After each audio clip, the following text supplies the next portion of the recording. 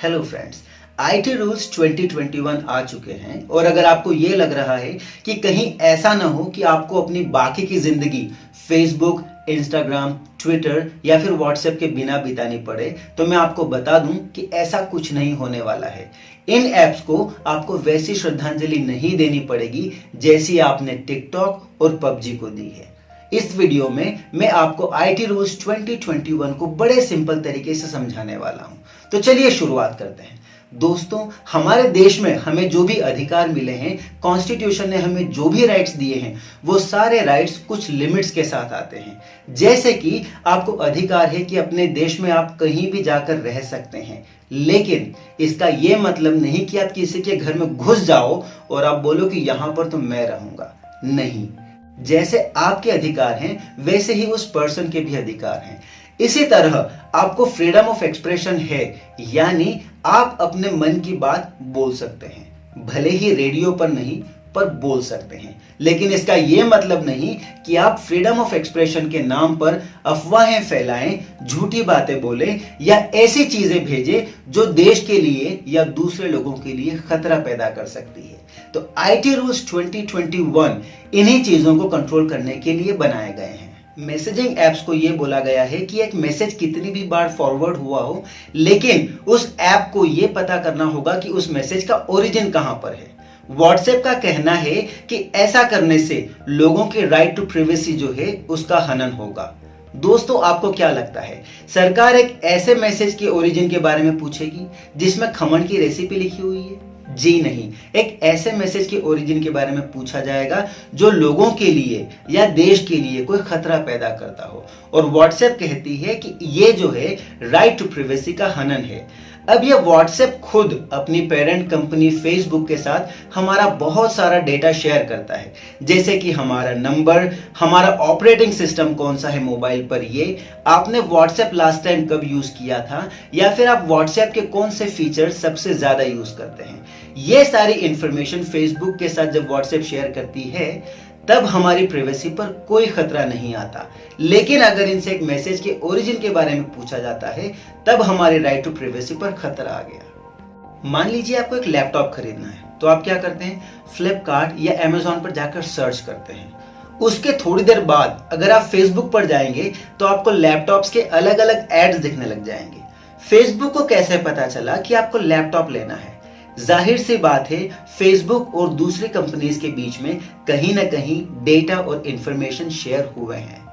इसी तरह अगर आप एक दिन पहले किसी पार्टी में गए थे, शाम को आप अपने फ्रेंड के फ्रेंड से वहां पर मिले, तो आज फेसबुक के फ्रेंड सजेशन में उस पर्सन का नाम आ जाता है। फेसबुक को यह कैसे पता चलता है कि वो पर्सन आपका फ्रेंड हो सकता है या आपकी जान पहचान का हो सकता है?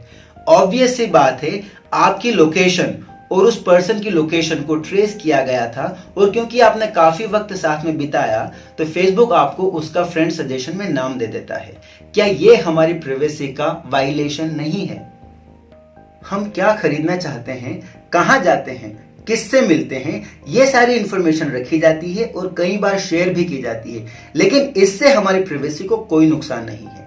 जबकि अगर एक ऐसा मैसेज जो देश या किसी पर्सन के लिए खतरनाक हो सकता है, सरकार अगर उसके ओरिजिन के बारे में पता करना चाहती है तो व्हाट्सएप कहती है ये हमारे प्राइवेसी का हनन है। आप खुद सोचिए, क्या व्हाट्सएप की ये अप्रोच सही है? कुछ सोशल मीडिया प्लेटफॉर्म्स अपने आप को कॉन्स्टिट्यूशन के ऊपर समझने लग गए हैं, जैसे कि ट्विटर की चिड़िया अपने आप को शेर समझने लग गई है, बल्कि शहंशाह समझने लग गई है।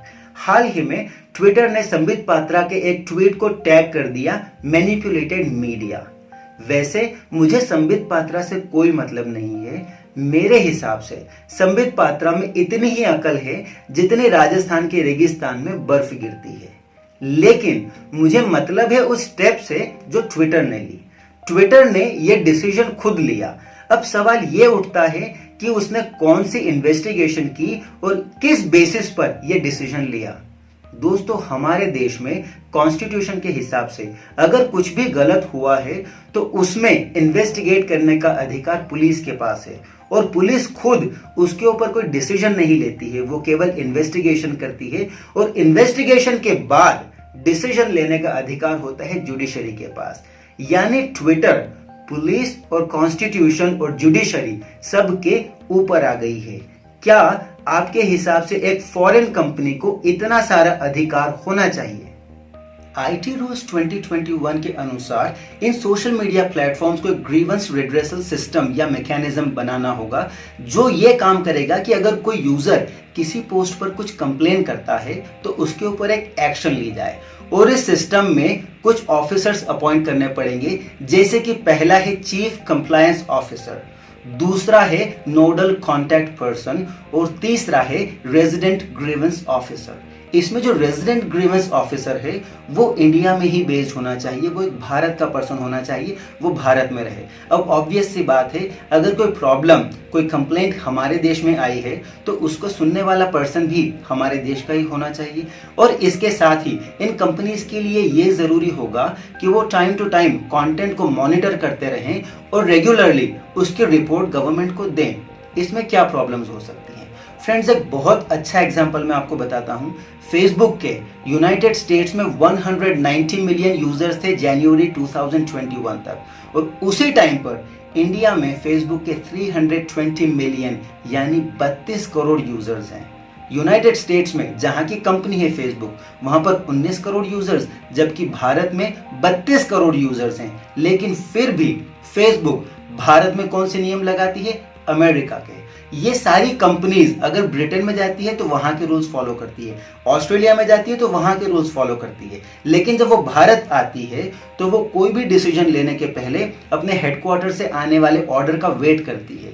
आपको नहीं लगता है कि ये थोड़ा गलत तो है? अगर एक कंपनी बिजनेस कर रही है भारत में तो उसको भारत का कॉन्स्टिट्यूशन फॉलो भी करना चाहिए, वरना ये तो वही बात हो गई जो आज से 500 साल पहले हुई थी। ईस्ट इंडिया कंपनी हमारे देश में आई थी, लेकिन वो हमारे देश के नियम, उस टाइम पे वैसे कॉन्स्टिट्यूशन था नहीं, लेकिन हमारे यहाँ के राजाओं की बातें न मानकर वो इंग्लैंड के रूल्स को फॉलो करती थी। क्या आपको लगता है कि इस 21st सेंचुरी में भी बाहर की कंपनीज उनके रूल्स लेकर हमारे यहाँ पर आए, ये सही है? इफ यू अग्री कि मैं सही हूँ, then please share this video with your friends, like it, and if you haven't subscribed to my channel, please do it.